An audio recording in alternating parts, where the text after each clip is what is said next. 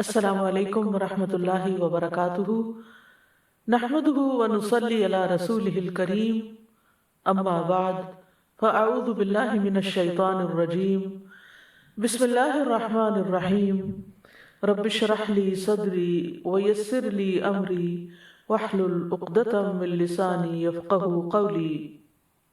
ووضع الكتاب فترى المجرمين مشفقين مما فيه ويقولون يا ويلتنا ما لهذا الكتاب لا يغادر صغيرة ولا كبيرة إلا أحصاها ووجدوا ما عملوا حاضرا ولا يظلم ربك أحدا۔ ووضع الكتاب فترى المجرمين مشفقين مما فيه ويقولون يا ويلتنا ما لهذا الكتاب لا يغادر صغيرة ولا كبيرة إلا أحصاها ووجدوا ما عملوا حاضرا ولا يظلم ربك أحدا۔ اور کتاب رکھ دی جائے گی، پس آپ مجرموں کو دیکھیں گے کہ اس سے ڈرنے والے ہوں گے جو اس میں ہوگا، اور کہیں گے ہائے ہماری بربادی، اس کتاب کو کیا ہے، نہ کوئی چھوٹی بات چھوڑتی ہے اور نہ بڑی، مگر اس نے ضبط کر رکھا ہے، اور انہوں نے جو کچھ کیا اسے موجود پائیں گے، اور آپ کا رب کسی پر ظلم نہیں کرتا۔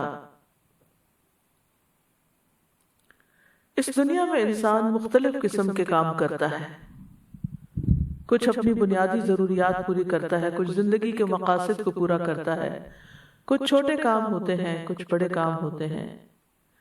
روزمرہ کی زندگی میں انسان کھاتا پیتا ہے، گھر بناتا ہے، شادی کرتا ہے، مال کمانے کے مختلف طریقے اختیار کرتا ہے۔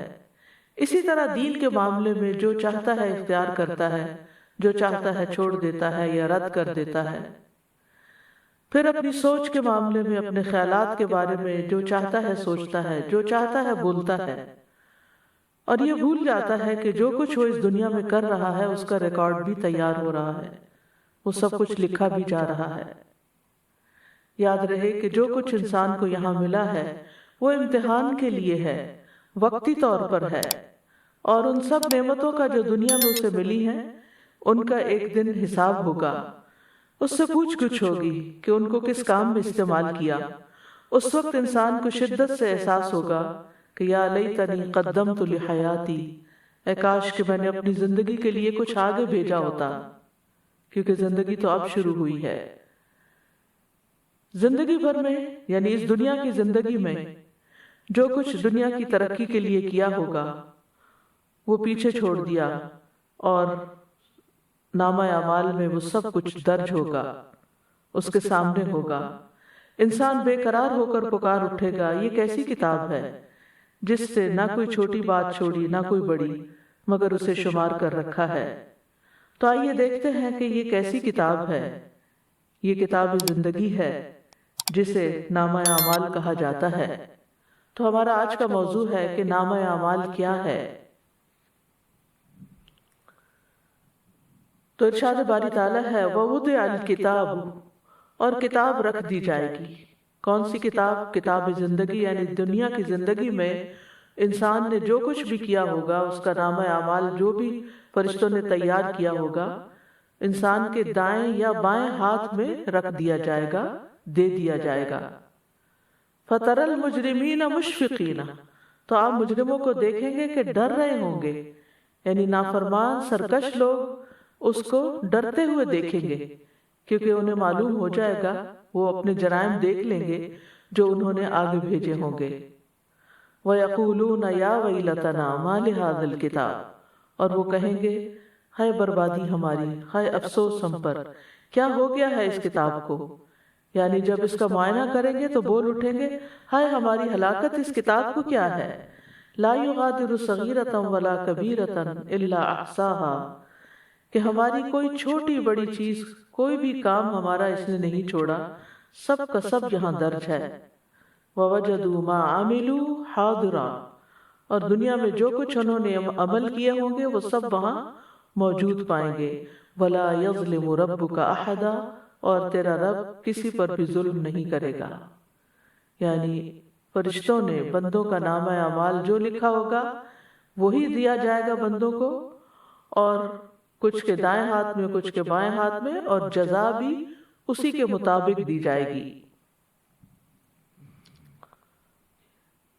عمر رضی اللہ عنہ نے ابی بن کعب سے کہا، ہمیں آخرت کے بارے میں کوئی حدیث سنائیں۔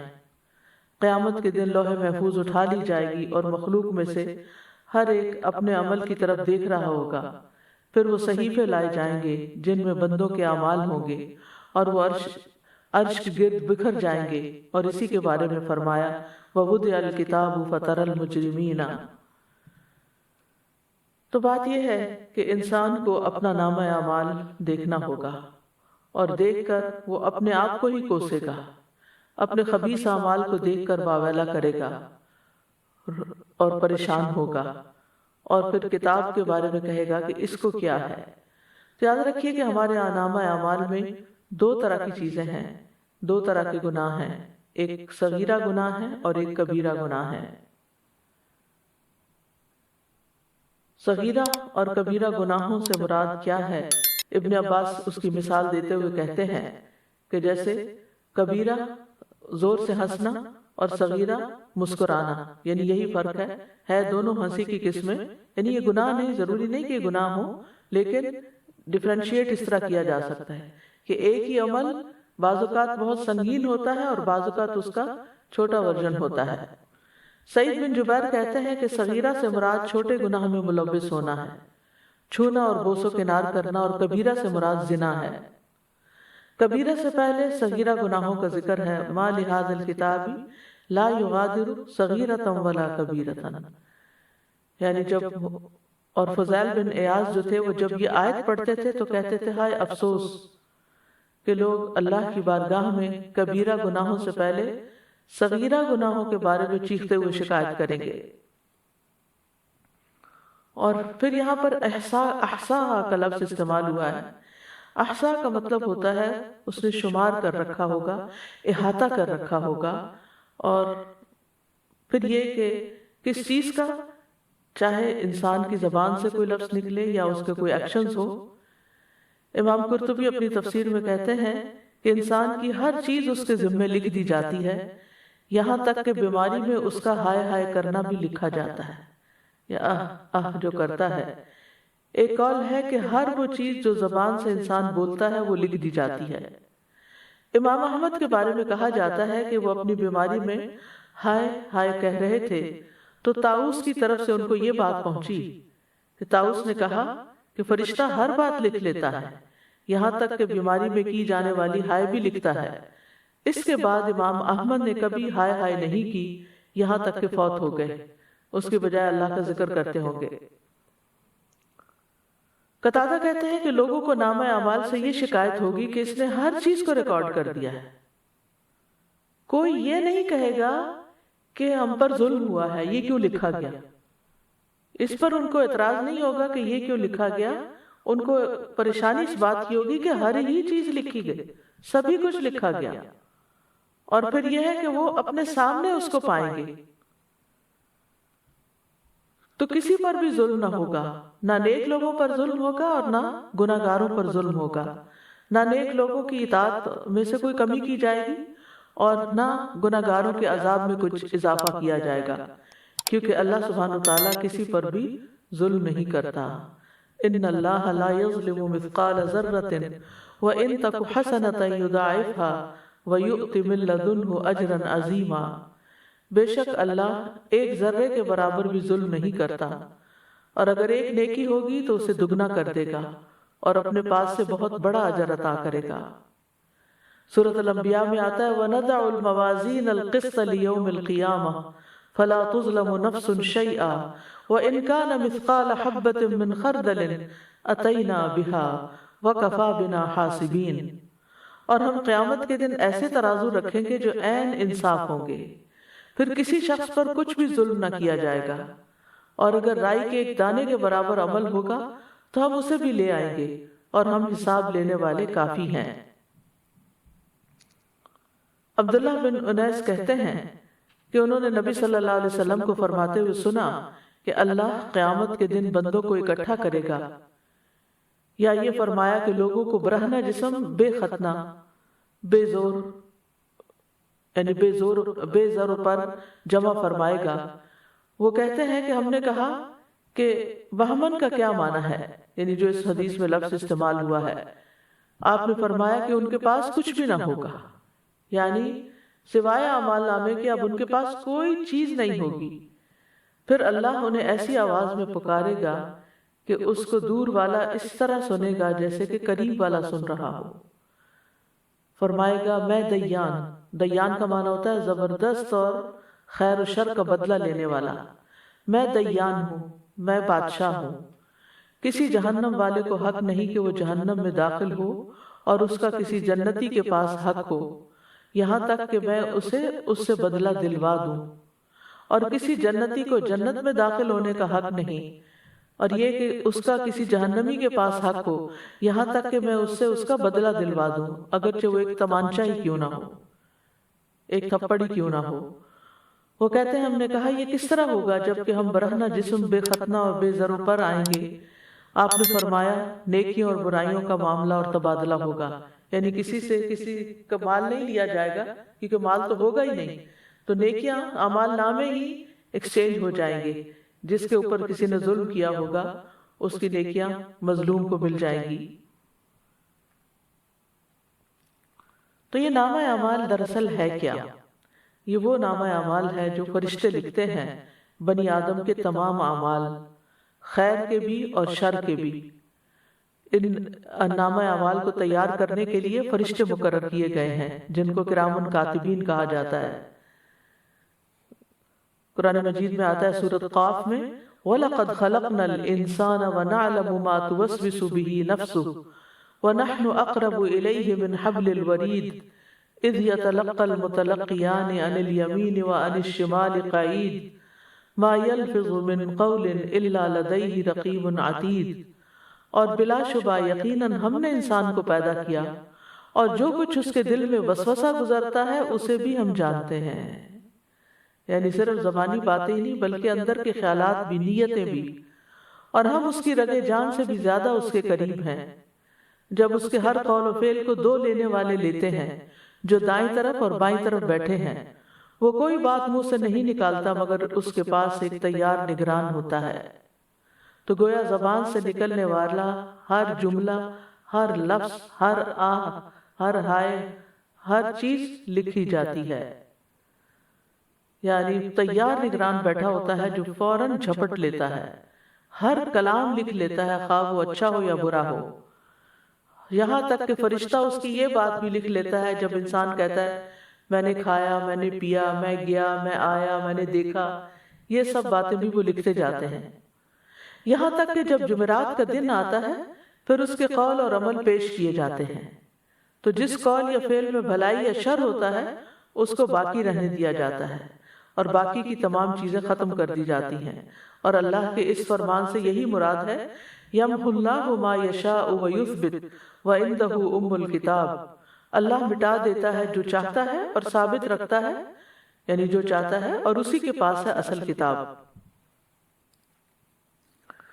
معمر کہتے ہیں کہ حسن بصری نے یہ آیت تلاوت کی عن الیمین وعن الشمال قعید، کہ جو دائیں طرف اور بائیں طرف بیٹھے ہیں، تو کہتے ہیں کہ اے ابن آدم میں نے تمہارے لیے تمہارے صحیفے کو کھول دیا اور تمہارے ساتھ دو معزز فرشتے مقرر کیے گئے، ان میں سے ایک تمہارے دائیں طرف ہے اور ایک تمہارے بائیں طرف ہے۔ تو جو تمہارے دائیں طرف ہے وہ تمہاری نیکیوں کو ریکارڈ کرتا ہے اور جو بائیں طرف ہے برائیوں کو ریکارڈ کرتا ہے۔ بس جو چاہو عمل کرو، جو چاہو عمل کرو، تھوڑا کرو یا زیادہ کرو، یہاں تک کہ جب تم مر جاؤ گے تو تمہارا نامہ اعمال لپیٹ دیا جائے گا، پھر وہ تمہاری گردن میں تمہارے ساتھ تمہاری قبر میں ڈال دیا جائے گا، یہاں تک کہ قیامت کے دن ایک ایسی کتاب کی صورت میں نکالا جائے گا جسے تم کھلا ہوا پاؤ گے، اور کہا جائے گا اقرأ کتابک کفا بنفسک اليوم علیک حسیبا، اپنی کتاب پڑھ لو، آج تم خود اپنے آپ پر بطور محاسب خود ہی حساب لینے والے کافی ہو۔ اللہ کی قسم اس ہستی نے تمہارے ساتھ انصاف ہی کیا ہے کہ اس نے خود ہی تمہیں تمہارا محاسب بنا دیا۔ لکھنے والے فرشتوں کی صفات قرآن مجید میں بیان ہوئی ہیں، وَإِنَّ عَلَيْكُمْ لَحَافِظِينَ كِرَامًا كَاتِبِينَ يَعْلَمُونَ مَا تَفْعَلُونَ، حالانکہ بلا شبہ تم پر یقیناً نگہبان مقرر ہیں جو بہت عزت والے ہیں، لکھنے والے ہیں، وہ جانتے ہیں جو تم کرتے ہو۔ پھر اللہ تعالیٰ سے فرشتے پوچھ کر بھی لکھتے ہیں۔ رسول اللہ صلی اللہ علیہ وسلم نے فرمایا، فرشتے عرض کرتے ہیں، اے رب تیرا فلاں بندہ گناہ کرنے کا ارادہ کر رہا ہے۔ اللہ باوجود اس کے کہ اسے خوب دیکھ رہا ہوتا ہے، فرشتے سے فرماتا ہے کہ اس کی نگرانی کرتے رہو، اگر یہ گناہ کر بیٹھے تو صرف اتنا ہی لکھنا جتنا اس نے کیا، اور اگر گناہ چھوڑ دے تو اس کے لیے نیکی لکھ دینا، کیونکہ اس نے گناہ میری وجہ سے چھوڑا ہے۔ بائیں فرشتے کی ایک خاص ذمہ داری ہے۔ رسول اللہ صلی اللہ علیہ وسلم نے فرمایا، بے شک بائیں طرف والا فرشتہ 6 گھڑیاں مسلمان گناہگار بندے سے اپنا قلم اٹھائے رکھتا ہے، یعنی گناہ کرنے کے بعد بھی وہ 6 گھڑیاں قلم اٹھائے رکھتا ہے۔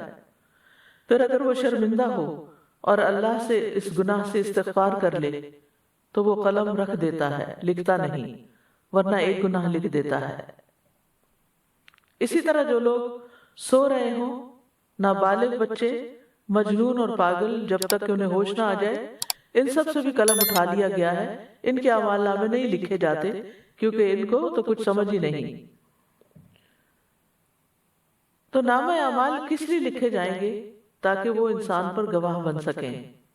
رسول اللہ صلی اللہ علیہ وسلم نے فرمایا، بے شک اللہ تعالیٰ فرماتے ہیں، اے میرے بندو، یہ تمہارے اعمال ہیں کہ جنہیں میں تمہارے لیے شمار کر رہا ہوں، پھر میں تمہیں ان کا پورا پورا بدلہ دوں گا۔ تو جو آدمی بہتر بدلہ پائے وہ اللہ کا شکر ادا کرے، اور جو بہتر بدلہ نہ پائے تو وہ اپنے ہی نفس کو ملامت کرے۔ یعنی خود انسان کے لیے یہ سب کچھ لکھوایا جا رہا ہے تاکہ کل کو انسان انکار نہ کر سکے کہ میں نے تو یہ کیا ہی نہیں تھا۔ ذرہ برابر خیر و شر بھی نامہ اعمال میں محفوظ کر لیا جاتا ہے۔ سورۃ الزلزلہ میں آتا ہے، فَمَن يَعْمَلْ مِثْقَالَ ذَرَّةٍ خَيْرًا يَرَهُ وَمَن يَعْمَلْ مِثْقَالَ ذَرَّةٍ شَرًّا يَرَهُ، جس نے ذرہ بھر نیکی کی ہوگی وہ اسے دیکھ لے گا، اور جس نے ذرہ بھر بدی کی ہوگی وہ بھی اسے دیکھ لے گا۔ نیکیاں اور گناہ دونوں لکھے جائیں گے۔ ابن عباس سے روایت ہے کہ رسول اللہ صلی اللہ علیہ وسلم اپنے رب تبارک و تعالیٰ سے روایت کرتے ہوئے فرماتے ہیں کہ بے شک اللہ نے نیکیاں اور برائیاں لکھی، پھر ان کو بیان فرمایا، پس جس نے کسی نیکی کا ارادہ کیا لیکن اس پر عمل نہ کر سکا، اللہ نے اس کے لیے اپنے پاس ایک مکمل نیکی کا بدلہ لکھا۔ اگر اس نے ارادے کے بعد عمل بھی کر لیا تو اللہ تعالیٰ نے اپنے پاس اس کے لیے 10 نیکیوں سے لے کر 700 تک بلکہ اس سے بھی زیادہ لکھا۔ اور جس نے کسی برائی کا ارادہ کیا پھر اس پر عمل نہیں کیا تو اللہ نے اس کے لیے اپنے پاس ایک مکمل نیکی لکھی، اور اگر اس نے ارادے کے بعد اس پر عمل بھی کر لیا تو اللہ نے اس کے لیے صرف ایک برائی لکھی۔ اسی طرح بیماری یا سفر کی وجہ سے اگر کوئی شخص کوئی کام نہیں کر سکتا تو وہ اس کے لیے لکھ دیا جاتا ہے، یعنی اگر نہیں بھی کر پا رہا تو بھی جو صحت کی حالت میں اور گھر میں رہتے ہوئے وہ کرتا تھا، وہ سفر کی حالت میں بھی وہ سارے اعمال اس کے نامہ اعمال میں لکھے چلے جاتے ہیں۔ رسول اللہ صلی اللہ علیہ وسلم نے فرمایا، جب کوئی بندہ بیمار ہوتا ہے یا سفر میں جاتا ہے تو اس کے وہ تمام اعمال لکھ دیے جاتے ہیں جو وہ حالت قیام اور زمانہ تندرستی میں کیا کرتا تھا۔ رسول اللہ صلی اللہ علیہ وسلم نے یہ بھی فرمایا کہ جب مسلمان آدمی بیمار ہوتا ہے تو اللہ تعالیٰ اعمال لکھنے والے فرشتوں سے کہتے ہیں کہ یہ بندہ اپنی صحت مندی میں جو بہترین اعمال کرتا تھا ان کے مطابق اس کا اجر و ثواب لکھتے جاؤ، یہاں تک کہ میں اسے شفا عطا کر دوں۔ تو اس لیے بندہ مومن کے لیے تو بیماری بھی ایک رحمت ہے کہ اس کو بیماری پر صبر کرنے کا، تکلیف اٹھانے کا بھی اجر ملتا ہے، اور اس کے ساتھ ساتھ اس کے نامہ اعمال میں نیکیاں بھی لکھی جاتی ہیں۔ اسی طرح جو شخص اچھی نیت رکھتا اور پھر کام نہیں کر سکتا تو اس کی نیت کی وجہ سے بھی اس کو اجر ملتا ہے۔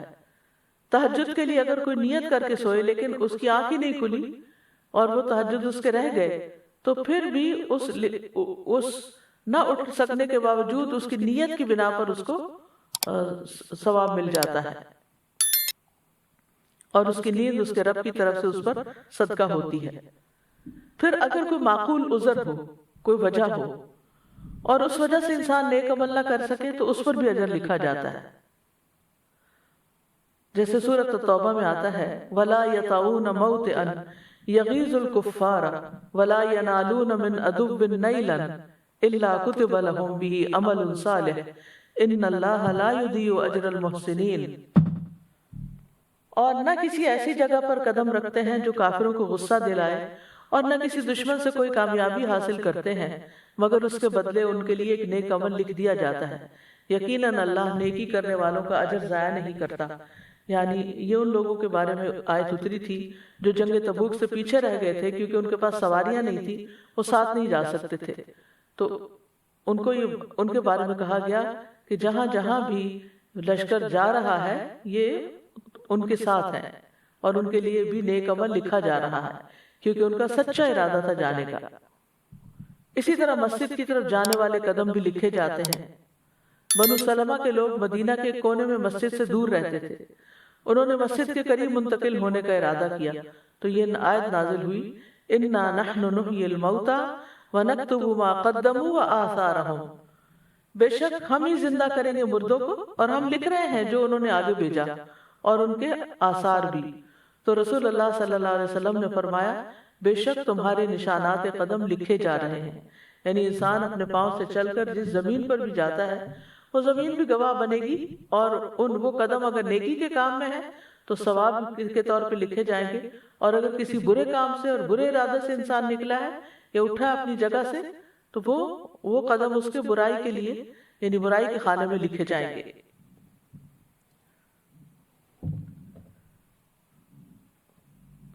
اسی طرح طواف میں اٹھائے گئے قدم وہ بھی لکھے جاتے ہیں۔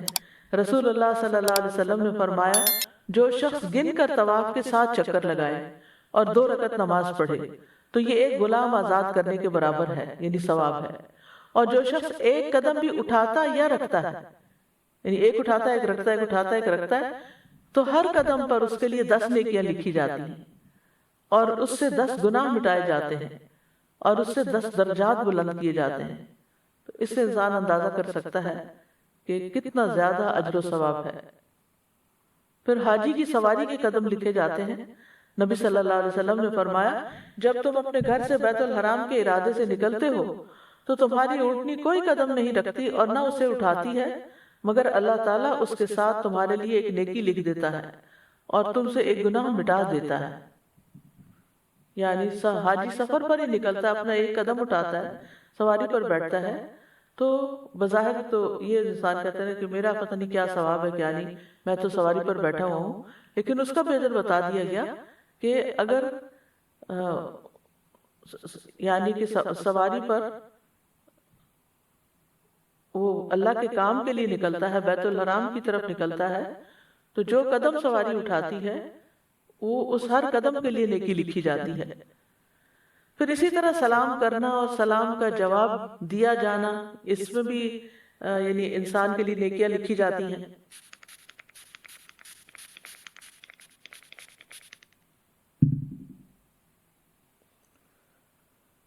سہل بن حنیف کہتے ہیں کہ رسول اللہ صلی اللہ علیہ وسلم نے فرمایا جس نے السلام علیکم کہا اس کے لیے 10 نیکیاں لکھی جائیں گی، جس نے السلام علیکم ورحمۃ اللہ کہا اس کے لیے 20 نیکیاں لکھی جائیں گی، اور جس نے السلام علیکم ورحمۃ اللہ وبرکاتہ کہا اس کے لیے 30 نیکیاں لکھی جائیں گی۔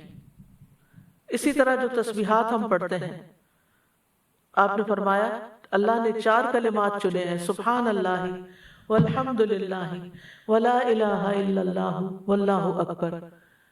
جس نے سبحان اللہ کہا اس کے لیے 20 نیکیاں اور 20 برائیاں مٹا دی جاتی، جس نے اللہ اکبر کہا اس کے لیے بھی اسی طرح، اور جس نے لا الہ الا اللہ کہا اس کے لیے بھی اسی طرح، الحمدللہ کہا اس کے لیے بھی، یعنی 4 کلمات پہ ہر کلمہ کہنے پر یہ نیکیاں لکھی جاتی ہیں اور ساتھ برائیاں بھی مٹائی جاتی ہیں۔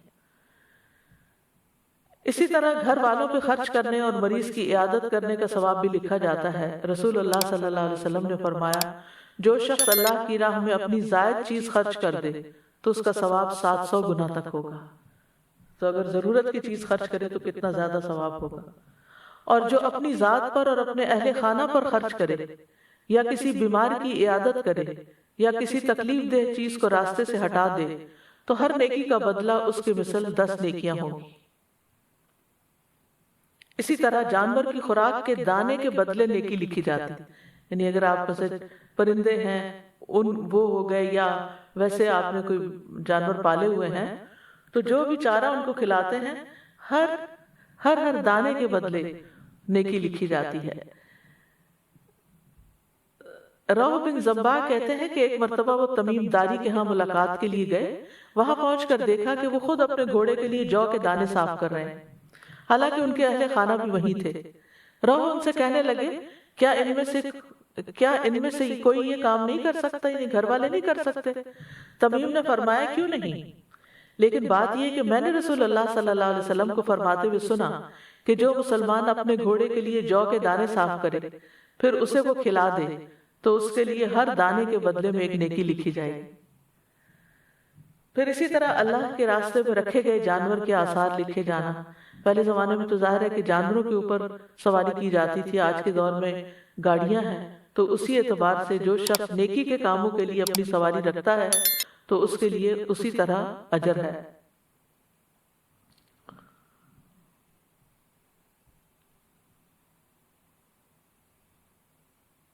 پھر اسی طرح لوگوں کو معاف کرنا لکھا جاتا ہے۔ رسول اللہ صلی اللہ علیہ وسلم نے فرمایا تم سے پہلے آدمیوں میں سے ایک آدمی کا حساب لیا گیا تو اس کے پاس کوئی نیکی نہیں تھی مگر یہ کہ وہ لوگوں سے لین دین کیا کرتا تھا، وہ مالدار آدمی تھا، اپنے غلاموں کو حکم دیتا کہ وہ تنگ دست سے درگزر کریں، یعنی جو حالات تنگ ہے نہیں دے سکتا قرضہ واپس نہ دے، یا کوئی چیز خریدنا چاہتا ہے اور پیسے نہیں ہے اس کے پاس تو اس کو چھوڑ دیں، آدھے چھوڑ دیں پورے چھوڑ دیں۔ اور اللہ تبارک و تعالیٰ نے فرمایا ہم اس بات کے زیادہ حقدار ہیں کہ تم بھی اس سے درگزر کرو۔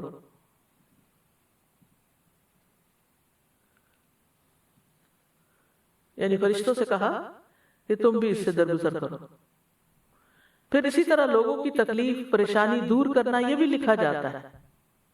رسول اللہ صلی اللہ علیہ وسلم نے فرمایا جو شخص کسی مسلمان کی کسی پریشانی کو دور کرتا ہے اللہ تعالیٰ قیامت کے دن اس کی پریشانی کو دور کرے گا، اور جو کسی مسلمان کی پردہ پوشی کرتا ہے اللہ تعالیٰ قیامت کے دن اس کی پردہ پوشی فرمائے گا، یعنی اس کے عیب ظاہر نہیں کرے گا۔ اس لیے بہت ضروری ہے کہ انسان دوسروں کی غیبت نہ کرے، دوسروں کی عیب جوئی نہ کرے، دوسروں کی برائیاں کسی اور کے سامنے ظاہر نہ کرے۔ پھر راستے سے تکلیف دہ چیز ہٹانا، رسول اللہ صلی اللہ علیہ وسلم نے فرمایا جس نے مسلمانوں کے راستے سے تکلیف دہ چیز ہٹائی، کوئی فرنیچر ہے، کوئی اینٹ پتھر ہے، کسی قسم کی کوئی بھی چیز، اللہ اس کے لیے ایک نیکی لکھے گا، اور جس کے لیے اللہ نیکی لکھ دیتا ہے اسے اس کی وجہ سے جنت میں داخل کر دیتا ہے۔ پھر جس طرح نیکیاں لکھی جاتی ہیں اس طرح گناہ بھی لکھے جاتے ہیں، تو اس سے بھی ڈرنا چاہیے۔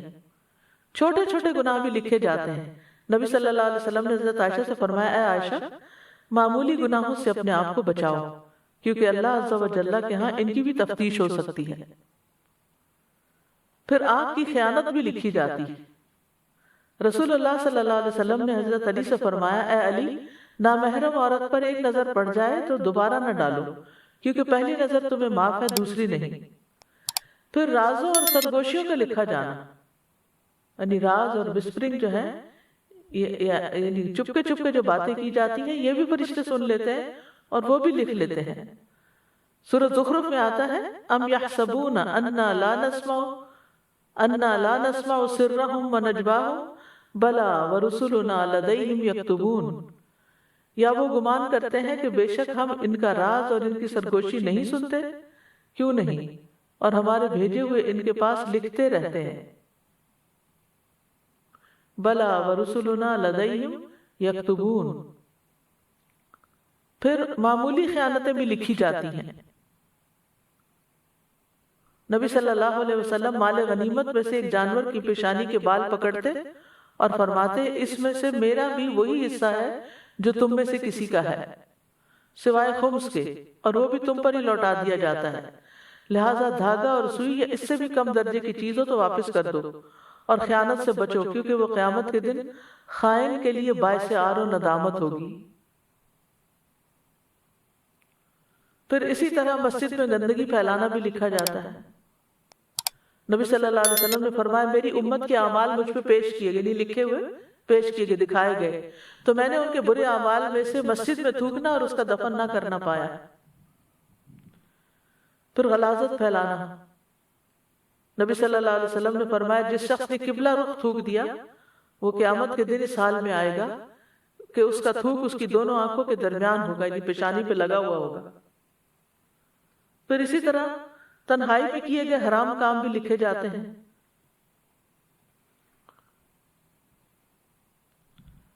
قیامت کے دن نامہ اعمال کس طرح پیش ہوگا، اس کے بارے میں ہے کہ سب سے پہلے لوگ قبروں سے اٹھائے جائیں گے، ہارن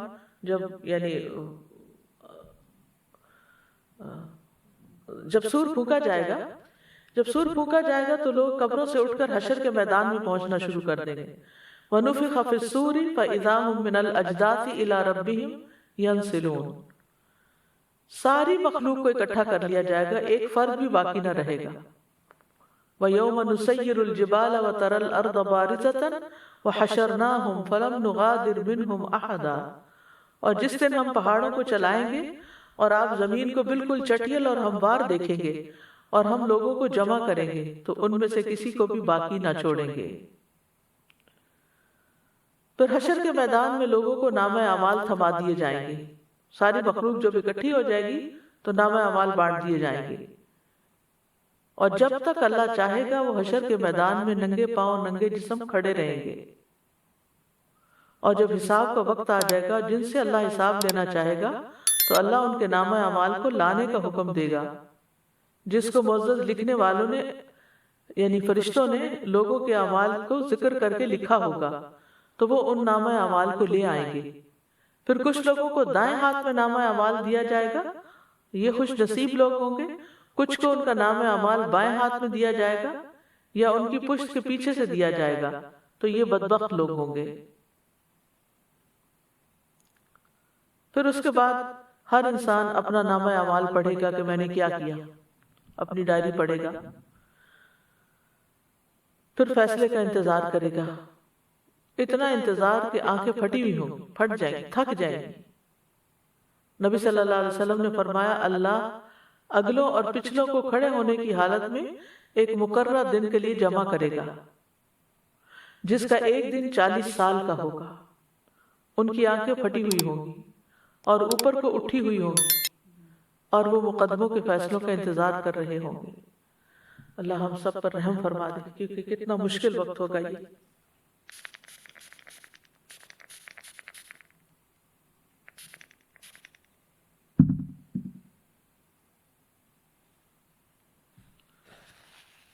حشر کا دن بہت لمبا ہوگا۔ نبی صلی اللہ علیہ وسلم نے آیت تلاوت کی یوم یقوم الناس لرب العالمین، اور فرمایا اس وقت تمہارا کیا حال ہوگا جب اللہ تمہیں 50,000 سال کے لیے اس طرح اکٹھا کرے گا جس طرح تیر کو کمان میں ڈالا جاتا ہے، اور پھر اللہ تعالیٰ اتنا عرصہ تمہاری طرف نظر بھی نہیں کرے گا، یعنی کتنا سخت دن ہوگا۔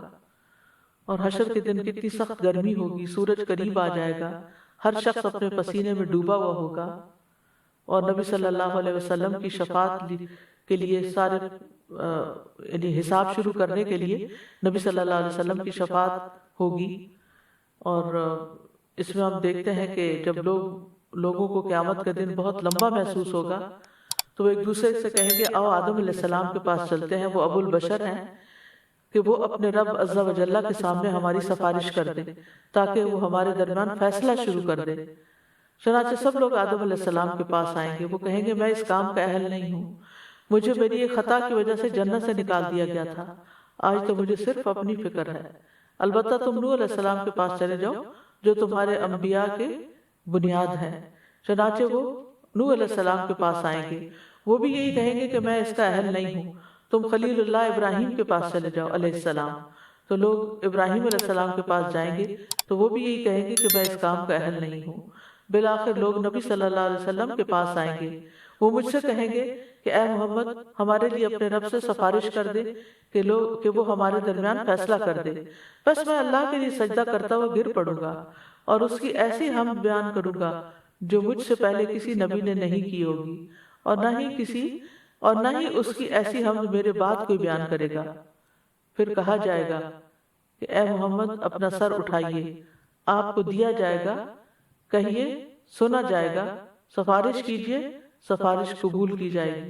تو یہ ہے نبی صلی اللہ علیہ وسلم کی سفارش قیامت کے دن۔ پھر ہر امت کو بھی اس کے نامہ اعمال کی طرف بلایا جائے گا، کل امت تدعی الی کتابہا۔ پھر جس کے دائیں ہاتھ میں نامہ اعمال دیا گیا اس کا حساب آسان ہوگا، اور جس کا نامہ اعمال بائیں ہاتھ میں دیا جائے گا تو وہ ہلاکت کو پکارے گا اور بھڑکتی آگ میں داخل ہوگا۔ دائیں ہاتھ میں نامہ اعمال ملنے والے خوش بخت ہوں گے۔ فَأَمَّا مَنْ أُوتِيَ كِتَابَهُ بِيَمِينِهِ فَيَقُولُ هَاؤُمُ اقْرَءُوا كِتَابِيَهْ إِنِّي ظَنَنْتُ أَنِّي مُلَاقٍ حِسَابِيَهْ فَهُوَ فِي عِيشَةٍ رَاضِيَةٍ۔ سو جسے اس کا نامہ اعمال اس کے دائیں ہاتھ میں دیا گیا تو وہ کہے گا کہ پکڑ لو پکڑو میرا نامہ اعمال، یقیناً میں نے سمجھ لیا تھا، یعنی مجھے یقین تھا کہ بے شک میں اپنے حساب سے ملنے والا ہوں۔ پس وہ ایک خوشی والی زندگی میں ہوگا، ایک بلند جنت میں ہوگا۔ اور جو بائیں ہاتھ میں جن کو ملے گا وہ حسرتوں کا شکار ہوں گے۔ وہ کہے گا کاش مجھے میرا نامہ اعمال نہ دیا جاتا، اور کاش میں یہ نہ جانتا کہ میرا حساب کیا ہے۔ اے کاش وہ موت کام تمام کر دینے والی ہوتی، یعنی جو میں مر گیا تھا بس وہیں سے کام ختم ہو جاتا، میرا مال کسی کام نہ آیا، میری حکومت مجھ سے برباد ہو گئی۔ پھر اللہ تعالیٰ حق کے ساتھ فیصلے کریں گے، نامہ اعمال سامنے ہوگا، انبیاء گواہ ہوں گے، نامہ اعمال سامنے کھولا جائے گا۔ وَكُلَّ إِنسَانٍ أَلْزَمْنَاهُ طَائِرَهُ فِي عُنُقِهِ وَنُخْرِجُ لَهُ يَوْمَ الْقِيَامَةِ كِتَابًا يَلْقَاهُ مَنْشُورًا اقرأ كتابك كفى بنفسك اليوم عليك حسيبا۔ اور ہم نے ہر انسان کا نصیب اس کی گردن میں لازم کر دیا ہے۔ قیامت کے دن ہم اس کے لیے ایک کتاب نکالیں گے جسے وہ کھلی ہوئی پائے گا۔ اپنی کتاب پڑھ، آج تو خود اپنے آپ پر بطور محاسب کافی ہے، یعنی ہر انسان اپنا حساب خود کر لے گا کہ وہ کیا ڈیزرو کرتا ہے۔ تمام اعمال سامنے حاضر کر دیے جائیں گے۔ يَوْمَ تَجِدُ كُلُّ نَفْسٍ مَا عَمِلَتْ مِنْ خَيْرٍ مُحْضَرًا وَمَا عَمِلَتْ مِنْ سُوءٍ۔ جس دن ہر شخص حاضر کیا ہوا پائے گا جو اس نے نیکی میں سے کیا اور جو بھی اس نے برائی میں سے کیا، اور چاہے گا کاش اس کے اور برائی کے درمیان دور کا فاصلہ ہوتا۔ انسان کو اس کے اگلے پچھلے تمام اعمال بتا دیے جائیں گے۔ يُنَبَّأُ الْإِنسَانُ يَوْمَئِذٍ بِمَا قَدَّمَ وَأَخَّرَ۔ انسان اپنی کتاب پڑھے گا، پوشیدہ باتیں ظاہر ہوں گی۔ یومئذ تعرضون لا تخفی منکم خافیہ، سینوں کے بھید کھل جائیں گے۔ وحصل ما فی الصدور ان ربہم بہم یومئذ لخبیر۔ ہر شخص اکیلا اللہ سبحانہ وتعالیٰ کے سامنے پیش ہوگا۔ نامہ اعمال کی جانچ پڑتال ہوگی، منہ پہ مہر لگ جائے گی، اعضاء گواہی دیں گے، اور سب سے پہلے جو چیز انسان کی بولے گی وہ اس کی ران اور ہتھیلی ہوگی۔ نیتوں سے حساب کا آغاز ہوگا۔ قیامت کے دن سب سے پہلے جس کے خلاف فیصلہ کیا جائے گا وہ شہید ہوگا۔ اس کو نعمتیں یاد کرائی جائیں گی، پوچھا جائے گا نعمتوں کو پا کر کیا کیا؟ وہ کہے گا میں نے تیرے راستے میں لڑائی کی، یہاں تک کہ مجھے شہید کر دیا گیا۔ اللہ تعالیٰ فرمائے گا تو نے جھوٹ بولا، تم اس لیے لڑے تھے کہ تمہیں بہادر کہا جائے، سو کہہ دیا گیا۔ یعنی سب سے پہلے حساب ان سے شروع ہوگا۔ پھر اس کے بارے میں حکم دیا جائے گا کہ اس کو منہ کے بل گھسیٹا جائے یہاں تک کہ آگ میں ڈال دیا جائے۔ اسی طرح جس شخص نے علم حاصل کیا اس کا بھی یہی حال ہوگا، اور جس نے مال خرچ کیا خوب اس کا بھی یہی حال ہوگا۔ حقوق اللہ میں سب سے پہلے نماز کا حساب ہوگا۔ پھر اسی طرح مومن کے گناہوں کو پیش کیا جائے گا اور وہ ڈر رہا ہوگا۔ اللہ سبحانہ وتعالیٰ اسے اس کے گناہوں کا اقرار کروائے گا. پھر اللہ تعالیٰ فرمائے گا کیا تو پہچانتا ہے ان کو؟ وہ کہے گا اے رب میں پہچانتا ہوں. اللہ تعالیٰ فرمائے گا میں نے دنیا میں تیرے گناہوں پہ پردہ ڈالا اور آج کے دن تیرے گناہوں کو معاف کرتا ہوں. پھر اسے اس کی نیکیوں کا اعمال نامہ دے دیا جائے گا. کفار اور منافقین کی اعلانیہ تذلیل کی جائے گی. پکار کر بلایا جائے گا اور کہا جائے گا یہ ہیں وہ لوگ جنہوں نے اللہ پہ جھوٹ باندھا. اللہ سبحانہ وتعالیٰ بہت باریک بینی سے حساب کریں گے. حقداروں کے حقوق کے لیے بار بار پیشی ہوگی. پھر اسی طرح ظلم کی وجہ سے قیامت کے دن نیکیاں مٹ جائیں گی. عبداللہ بن مسعود کہتے ہیں نبی صلی اللہ علیہ وسلم نے فرمایا بے شک شیطان سرزمین عرب پر بتوں کی عبادت سے مایوس ہو چکا ہے، لیکن وہ اس کے علاوہ تم سے معمولی برائیاں کروا کر راضی ہو جائے گا، اور وہ معمولی برائیاں قیامت کے دن ہلاک کر دینے والی ہوں گی.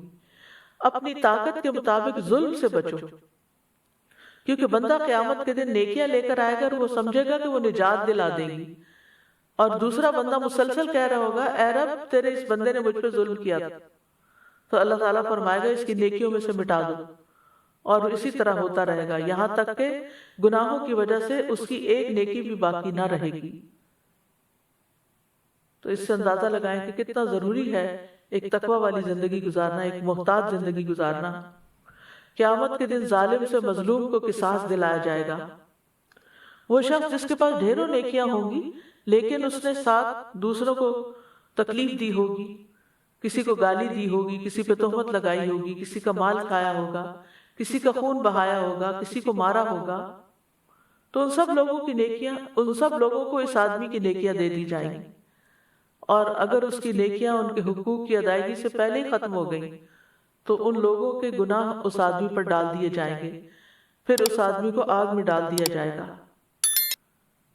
پھر اسی طرح اعمال کو تولا جائے گا، یعنی پیش ہونے کے بعد پھر اعمال تولے جائیں گے. عبداللہ بن قیس کہتے ہیں لوگوں کو قیامت کے دن 3 مرتبہ پیش کیا جائے گا. پہلی 2 مرتبہ پیش ہونے میں بحث و مباحثہ ہوگا اور عذر پیش کیے جائیں گے، اور جہاں تک تیسری مرتبہ کا پیش ہونا ہے تو اس وقت لوگوں کے ہاتھوں میں نامہ اعمال پہنچ جائے گا. کچھ لوگ اپنا نامہ اعمال دائیں ہاتھ میں لیں گے اور کچھ بائیں ہاتھ میں لیں گے. انصاف کے ترازو رکھ دیے جائیں گے، کسی پر کوئی ظلم نہ کیا جائے گا. قیامت کے دن اتنے بڑے ترازو رکھے جائیں گے کہ ان میں آسمان اور زمین کا بھی وزن کیا جا سکے. ہر چھوٹی بڑی بات کا وزن کیا جائے گا. بندوں کو بھی تولا جائے گا. اللہ کے نیک بندوں کا وزن کہیں زیادہ ہوگا. ابن مسعود سے روایت ہے کہ ایک مرتبہ وہ پیلو کی مسواک چن رہے تھے. ان کی پنڈلیاں پتلی تھی، جب ہوا چلتی تو وہ لڑکھڑانے لگتے. لوگ یہ دیکھ کر ہنسنے لگے. تو آپ نے پوچھا تم کیوں ہنس رہے ہو؟ لوگوں نے کہا اللہ کے نبی کی پتلی پتلی پنڈلیاں دیکھ کر. آپ نے فرمایا اس ذات کی قسم جس کے ہاتھ میں میری جان ہے، یہ دونوں پنڈلیاں میزان میں احد پہاڑ سے بھی زیادہ بھاری ہیں. دنیا میں تو ہمیں وزن زیادہ ہونے کی پریشانی ہو جاتی ہے، لیکن وہاں وہ خوش قسمت ہوگا جس کا وزن نیکیوں کی وجہ سے، اچھے اعمال کی وجہ سے زیادہ ہوگا. جو لوگ اللہ کی آیات کا انکار کرتے ہیں، اس کی ملاقات کا انکار کرتے ہیں، ان کے لیے ان کے نیک اعمال کو ان کے نیک اعمال کا کوئی بدلہ نہیں ملے گا،